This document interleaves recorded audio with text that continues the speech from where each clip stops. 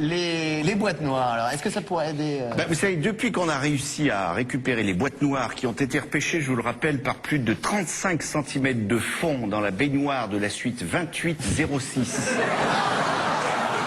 de l'hôtel Sofitel de New York, on commence enfin à comprendre ce qui s'est réellement passé dans la ténébreuse affaire DSK. Voici le déroulement des faits. 11h47, c'est le dernier contact de DSK avec la réception. Après silence radio. À 12h02, il entre dans une forte zone de turbulence. Il décide alors de changer de cap et de se diriger vers la salle de bain afin d'éviter une zone nuageuse, sombre, très importante. À 12h09, DSK subit un gros givrage de sa sonde Pitote.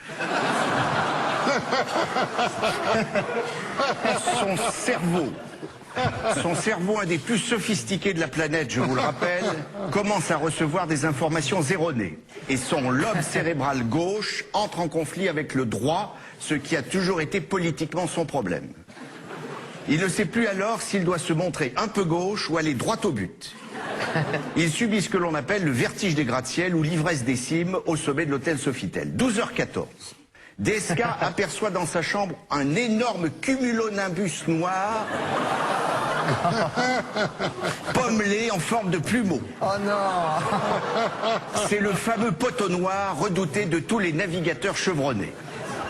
DSK veut le contourner, mais il est trop tard. Il rentre dans la zone orageuse à plein gaz.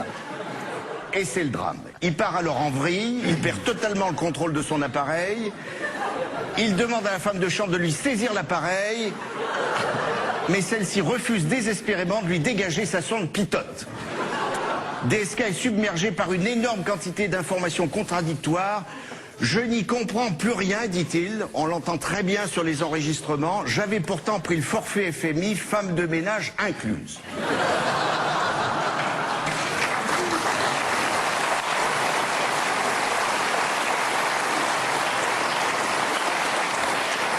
Rien n'y fait. Un énorme mouvement de panique s'empare de la femme de chambre dont on entend très distinctement la voix crier « Panique, panique, panique, panique ». Mais en vieux pilote expérimenté qu'il est, le patron de FMI reste obsédé par son trou d'air dont il connaît la redoutable capacité d'aspiration vers le bas.